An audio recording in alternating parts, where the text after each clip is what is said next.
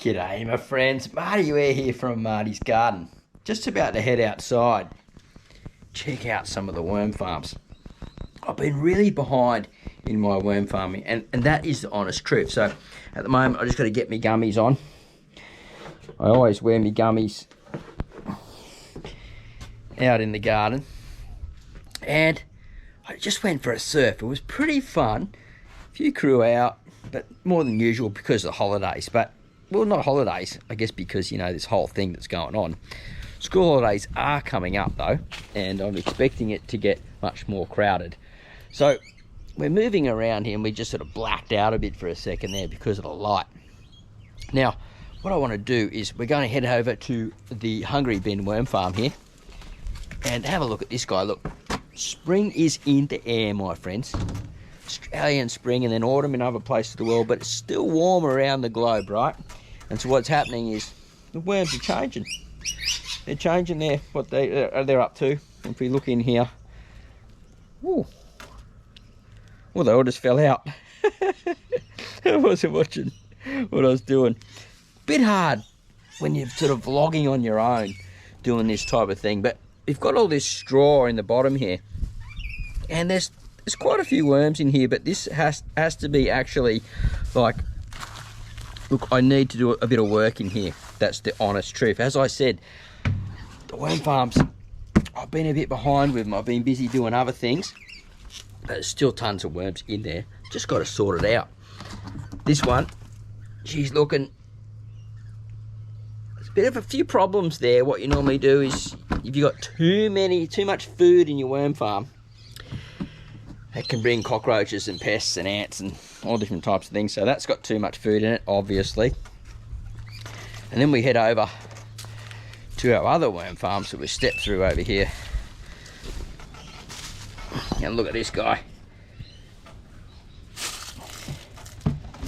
And this one's not doing too bad. Oh, look, there's a little skinky in there. Go, go, go, go, go, go, go. Go, go, go. Go, go, go. Little water skink. And you can see, look, there's worms. They're in here. A lot of moisture in here. All worm castings, all this. Needs to be all fixed up. You see, what's happening is,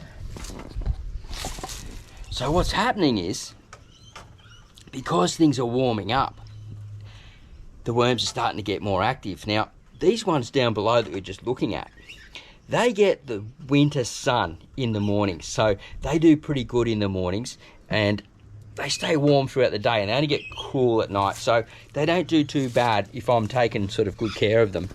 And look, we've got thousands of worms in here, and again, too much food in those, so they won't be getting fed for ages, absolutely ages. I'm going to fill more straw in there, and then, well, not straw, sugar cane.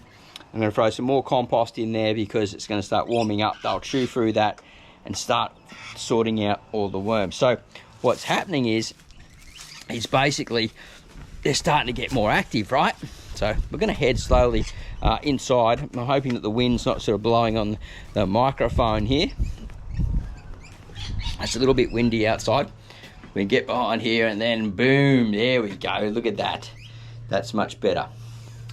So they're getting more active in spring. They love this warmer weather, and so they're getting out, they're getting ready to hunt for more food and lay more cocoons. And when they're doing that, they're more active, they're gonna start consuming more food. So I'm not too worried about those worm farms that have got too much food in them. It won't take them long, as soon as there's a few more warm days, for things to actually like warm right up, because they'll just get super active and then chew all through that. And if there's any sort of like bits that are a bit funky, I'll go in there and just sort of remove it, throw a bit of compost in there, put the sugar cane on top, water them down with rainwater or the oxygenated water, or 24 hours of water sitting from the tap to keep that sort of oxygen levels right and get the chlorine out. Because the chlorine, it doesn't hurt them if it's every now and again, but if you do it all the time, not so good, my friends. Now, I want to give you a look at some coriander that I'm growing here. If we have a look here, look at that beautiful, lovely, lush coriander growing in my own homegrown compost and worm castings. Very, very cool. And I harvest from them quite regularly. And I love coriander at this time of year. Just look at that, how good that is. We'll just run through it. Just makes you want to just jump in there and eat it, doesn't it? Just go, oh, yummy, yummy, beautiful coriander. Now, coriander, the thing is with coriander is don't stress it out. If you stress it out, it gets too hot or not enough water, then you can have problems with coriander. It'll bolt to seed really quick. It's one of the trickiest herbs to grow. My trick is the compost, worm castings, and morning sun. No afternoon full-on heat, and keep them in one of these like little tanks. So this one here, if we go around and have a look at this tank in here, you can see it's got a little water well down below there. And so you keep that full and they never go dry. They don't stress out. And you can grow awesome plants. You see, the whole thing about worm farming, right, is you can make the castings and your worm teas and worm weeds and things so you can grow amazing plants and then recycle everything that you've got on site. Now, I'm going to be talking a lot about that coming up in the future because I really believe that we don't recycle enough. As much as it's like, it's all over the TVs, it's all over everything, we really don't recycle enough. Now, another thing, so I'm going to show you some other stuff that's coming up into video. So I'm just going to go down here and hopefully we can see this here. There's some worm castings drying out down below there. Now I'm a little bit late on sort of showing you that, but if you want to see that, how I dry them out, or just give you a bit of a rundown on the process of what I'm doing there with that, I'm happy to. But I'd like to hear from you down below. If you've got any comments about that, you'd love to see or hear about why that's down there and how I'm doing that. So another thing is, you can see right over there in the distance, that is my avocado tree growing in compost and castings. Look at all these beautiful flowers all over it. Oh man, I'm telling you, this guy, oh yeah. Now, isn't that a bomb tree, right? Just goes to show what you can grow, guys. Compost and castings. There isn't like one little bug or anything on that chewing on those plants.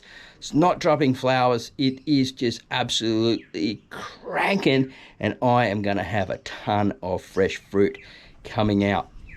Being in spring here, probably around about, hang on, you can hear someone started up the saw, so we'll head inside in a second, but I reckon they'll have fruit in about autumn coming up. So anyway, that's it.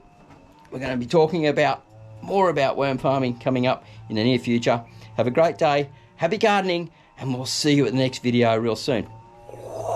Comes the flexi head. Bye for now.